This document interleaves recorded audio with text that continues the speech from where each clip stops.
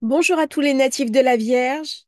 Bienvenue dans votre horoscope du mois de mai, un mois de mai, un joli mois de mai, qui va être quand même beaucoup plus facile que le mois d'avril, puisque Mercure était rétrograde et vous avez pu vous sentir bloqué, en difficulté, avec une certaine lourdeur, puisque bien sûr Mercure, c'est votre planète.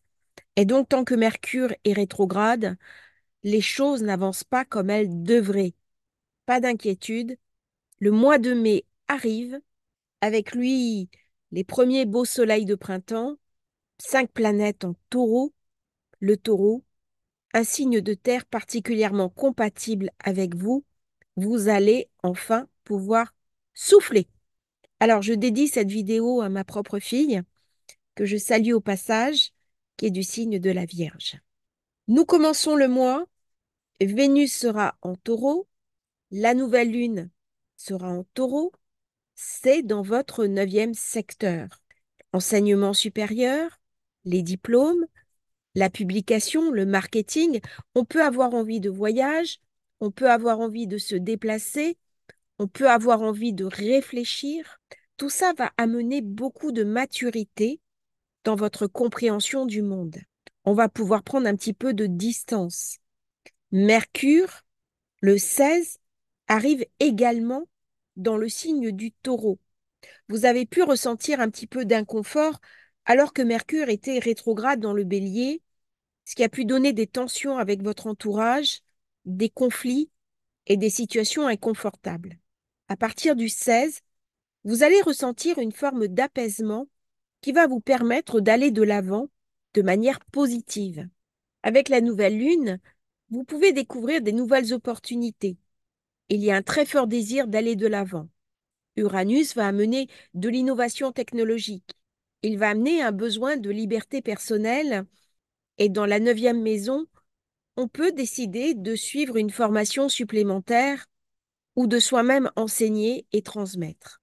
La Vierge est en général rigoureuse, posée, méticuleuse, ordonnée. Elle peut être aussi assez inquiète et avoir besoin d'un petit peu contrôler son environnement.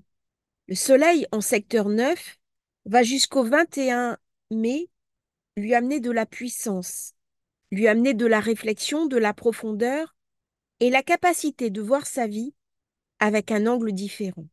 Après le 21, le Soleil va glisser petit à petit vers le Gémeaux. Nous sommes là dans le 10e secteur, la zone de la carrière, de la réputation sociale, du leadership. Vous allez sentir une nouvelle bouffée de confiance en vous. Vous allez reprendre espoir. Vous allez pouvoir saisir de nouvelles opportunités professionnelles, changer de travail, demander une augmentation, créer une activité, vous mettre à votre compte, décider le grand saut, ou au contraire mettre un terme à une activité libérale qui ne vous a pas amené pleinement satisfaction. Vénus, qui était dans le secteur 9, Vénus qui est la conciliation, qui vous permet aussi de découvrir un intérêt pour l'étranger, le goût du voyage, l'envie d'aller découvrir des belles villes, peut-être l'envie d'apprendre à cuisiner des nouveaux plats, en particulier des tagines, des couscous, des plats étrangers, eh bien, elle va passer dans le secteur 10. Elle est très favorable à l'avancement des carrières. Après vous avoir permis d'obtenir un diplôme, elle peut vous amener dans le marketing des affaires. Elle peut vous amener à vous montrer sous un jour favorable, à emporter un nouvel engagement, un nouveau contrat. Vous allez être écouté, vous allez être entendu et vous allez avoir tous les atouts pour pouvoir convaincre au niveau professionnel. Bien entendu, du fait de la nouvelle lune en taureau, pendant les 4 semaines qui suivent, après le 8 mai, c'est quand même le secteur 9 qui prédomine, qui va nourrir le 10e secteur. Tout ce que je vais pouvoir apprendre, tout ce que je vais pouvoir mettre en œuvre, le système éducatif, le marketing, les voyages, la découverte de nouvelles choses vont venir alimenter ma progression sociale et mon ascension. Le mois de mai va mettre en avant des nouvelles opportunités de travail, des changements de compréhension. J'ai besoin de me stabiliser. J'ai besoin de mettre en œuvre quelque chose qui est ancré dans la matière, quelque chose qui me rassure, sans perdre pour autant le côté un peu plus léger, le besoin de me faire plaisir, le besoin d'alléger mon quotidien, le besoin aussi de me renouveler et de m'intéresser à de nouveaux domaines. Avec 5 planètes en taureau au début du mois, que ce soit Vénus, que ce soit Mars, que ce soit Jupiter, que ce soit Uranus, et après Mercure qui va passer le 16, je vais me sentir ancrée. Je vais avoir besoin de réalité, de réalisme. Je vais être un collaborateur ou une collaboratrice parfaitement appliquée dans mes tâches. Si j'enseigne ou si je forme, je vais me sentir particulièrement à ma place. Uranus va m'amener de nouvelles opportunités inattendues. Je peux m'intéresser à des nouvelles technologies. Il y a beaucoup de liberté personnelle et dans cette zone, il y a une volonté de prendre ma place et d'y rayonner. Je vais sentir en moi une nouvelle puissance, comme si je retrouvais un petit peu une stabilité que Mercure rétrograde m'avait confisquée pendant plusieurs semaines. Avec Uranus, qui m'amène ces énergies excitantes, inattendues, profondément novatrices, le Soleil qui, à partir du 21, passe en Gémeaux, je vais me sentir des ailes pour réussir mes objectifs. En même temps, je vais arriver à concilier ma liberté personnelle et mon besoin de m'affirmer, notamment au plan professionnel. Beaucoup d'idées auront germé en début de mois et j'aurai 4 semaines pour petit à petit les faire grandir. Mars, qui se trouve en bélier, m'amène un petit peu d'instabilité, mais toutefois, il peut m'amener une grande passion sensuelle, le besoin de faire bouger un petit peu ma relation avec l'autre pour y ramener de la passion et de l'intensité. Mars qui est fougueux, pardon. Il peut être fugueux aussi, Mars. Il va s'occuper de négociations financières, de partenariats. Il va me parler éventuellement d'héritage. Il va me parler d'argent, d'argent de l'autre. Il va me parler aussi de séduction, comme si j'allais retrouver en moi le héros ou la princesse que parfois je peux être. Bien entendu, Saturne et Neptune, dans mon secteur 7, peuvent m'amener un petit peu de soucis au plan familial avec mon ou ma partenaire, comme si je devais réaligner certaines choses, comme s'il y avait du flou, du flottement, un peu de battement, et que l'important, ce soit avant tout la stabilité, mais que cette stabilité ait un petit peu de mal à se remettre en place. Du coup, ça peut ramener chez moi de la tension, de l'anxiété, l'idée de que je suis un petit peu perdue, que j'ai du mal à savoir où est-ce que je dois me diriger, est-ce que je dois maintenir la situation ou y mettre un terme. C'est pareil pour mes collaborateurs, mes partenaires d'affaires et toutes les conventions qui peuvent se présenter à moi. Attention toutefois avec vos partenaires, en particulier professionnels, à ne pas être dupés par certains protocoles qui ne vont pas vous convenir. Vous pouvez être confronté à un manque de sincérité, à un manque également d'objectivité, sans que cela ne soit une trahison profonde. On va parler aussi la capacité à faire des erreurs, à me tromper et à rectifier au mieux, parce que j'ai une latitude d'action par Mars qui va me permettre de réactualiser la situation qui se présente à moi. Avec Pluton en secteur 6, je vais forcément penser travail et je vais devoir me ménager. Il peut m'amener de la fatigue, il peut m'amener quelques soucis dans mon quotidien et il peut m'amener une sensation d'épuisement ou au contraire une force nouvelle profondément transformatrice.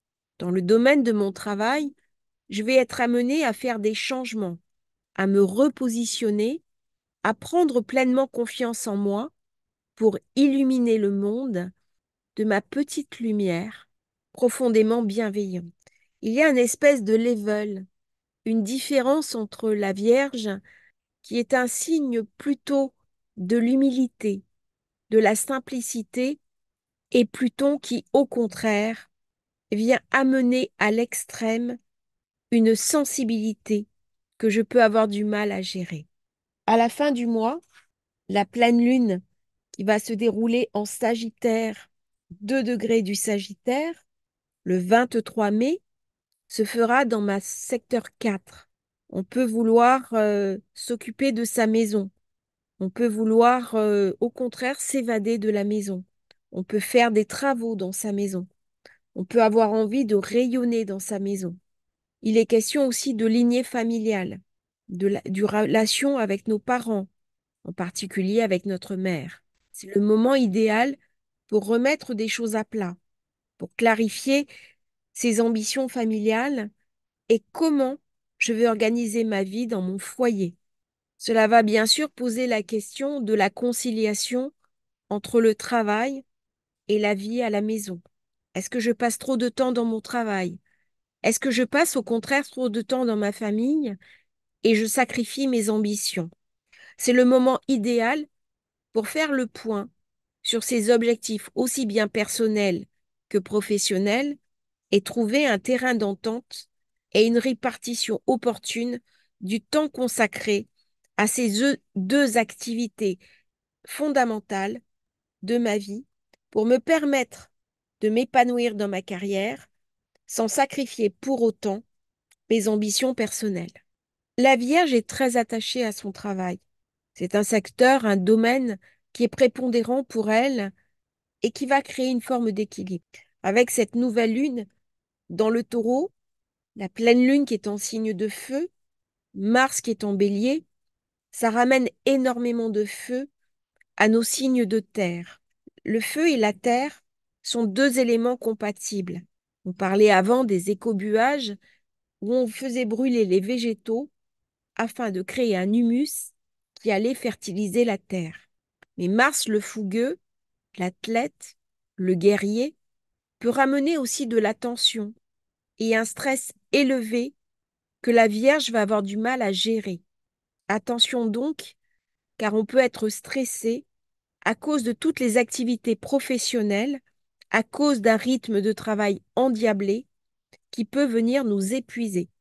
C'est un mois donc où je peux être sujet au burn-out, à des sensations émotives à fleur de peau, et je peux me sentir toujours poussé en avant, alors qu'au contraire, à certains moments, je peux avoir besoin et envie de m'arrêter.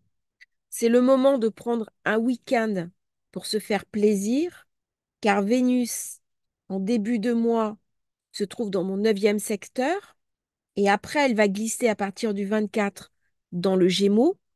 Ça peut m'indiquer un week-end agréable, un petit voyage, on peut aller à une conférence, assister à un atelier cuisine, suivre un cours, se faire des nouveaux amis. Il y a quelque chose d'ouvert en moi que je suis invitée à accueillir. Durant ce mois de mai, je vais gagner en attirance, en popularité, en dynamisme, d'autant qu'à la fin du mois, Jupiter va rentrer dans mon secteur 10 à partir du 25 mai. Jupiter dans le Gémeaux va mettre en avant mes capacités à l'ascension professionnelle et une obligation à me dépasser. Autant dire que Jupiter arrive tous les 12 ans dans un nouveau cycle et là, il va me parler d'avancement, il va me parler de soutien, il va me parler de profession et donc, je vais pouvoir vivre le mois de mai sous les meilleures opportunités et sous les meilleurs auspices. Même si Jupiter n'est pas très à l'aise dans le Gémeaux, il s'incline devant Mercure, qui est le maître du Gémeaux, qui est également le maître de la Vierge. Autant dire que durant toute la période où Jupiter sera dans le Gémeaux, aussi bien les Gémeaux, la Vierge, tous les ascendants Gémeaux ascendant vierge et mercurien seront largement privilégiés par la chance et par les opportunités offertes par Jupiter. J'espère, Vierge, que vous passerez un merveilleux mois de mai. Prenez soin de vous.